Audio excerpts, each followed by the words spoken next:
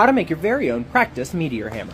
Here's what you'll need. A length of rope 2 times your arm span, plus a little bit for the knot work, preferably cotton, 2 socks, one of them with a long neck, something like coffee beans to fill it with, and a flag that's optional. Starting with the filler for the socks, I'm going to use coffee beans because, honestly, I like the way they smell, but you can use any sort of granular dry good, just as long as you're okay with getting hit by it. It doesn't really matter how heavy you make the weight, so long as you can still wield it, and it's heavier than the entirety of the rope by at least 2 times as much.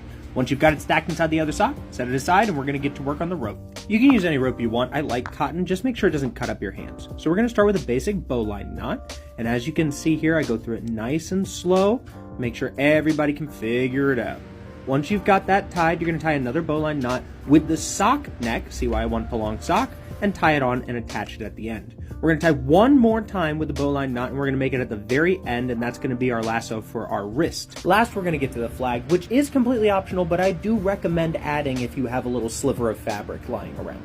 I'm going to fold the line over itself and then pull some line through to make a little eye to then thread the flag through, tying that off as you see here, and then cinching everything down by pulling on opposite ends of the rope. And voila, you have a flag. Last thing to do is anchor it to my wrist, and I do that by sliding some line through that last bowline knot I made. I'm going to put my wrist through that, and I want it hanging at about ankle height when I'm done. If it's too long, I can just pull my hand free, fold it over, and do that as many times as I need to shorten the line. And now you know